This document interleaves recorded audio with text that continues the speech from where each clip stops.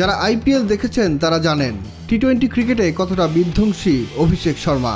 Sunrisers হায়দরাবাদের হয়ে innings open করতে নেমে প্রতিপক্ষের বোলারদের তুলোধুনো করেছেন পুরো আইপিএল জুড়েই। তবে ভারতের হয়ে অভিষেক ম্যাচেই মেরেছিলেন ডাক। জিম্বাবুয়ের সাথে সিরিজের প্রথম ম্যাচে 0 রানে আউট হয়েছিলেন, কিন্তু দ্বিতীয় ম্যাচে আবারও বিধ্বংসী রূপে ফিরে এসেছেন এই ব্যাটার। জিম্বাবুয়ের বোলারদের নিয়ে রীতিমতো ছেলে খেলায় মেতেছিলেন অভিষেক শর্মা।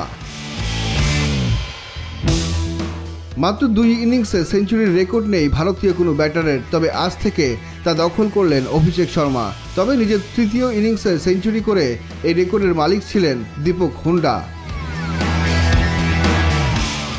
দুজনের পরেই ক্যারিয়ারের চতুর্থ ইনিংসে সেঞ্চুরি করে 3-এ আছেন wicket keeper batter Lokesh Rahul. জিম্বাবুয়ের বিপক্ষে ভারতের হয়ে প্রথম সেঞ্চুরিয়ানও তিনি।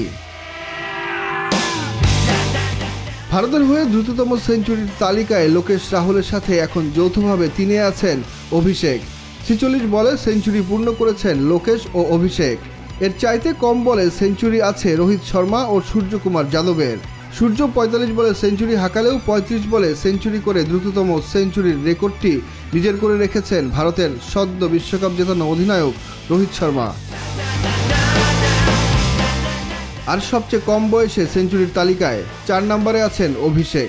জিম্বাবুয়ের সাথে সেঞ্চুরি হাঁকানোর সময় তার বয়স ছিল 23 বছর 307 দিন। সুরেশ রায়না, শুভমান গিল আর 21 বছর 279 দিনে সেঞ্চুরি করে সবার শীর্ষে আছেন জয়সওয়াল। হারারেতে ম্যাচের 14তম ওভারে জিম্বাবুয়ের স্পিনার ওয়েলিংটন মাসাকাজ্জাকে টানা 3 ছক্কা হাঁকিয়ে ম্যাজিক ফিগার স্পর্শ করেন 212.76 স্ট্রাইক রেটে।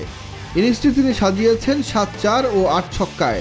33 বলে 50 করার পর মাত্র 13 বলে পরের 50 রান করেন এই ব্যাটার। সুকন সরকার, নিউজ 24।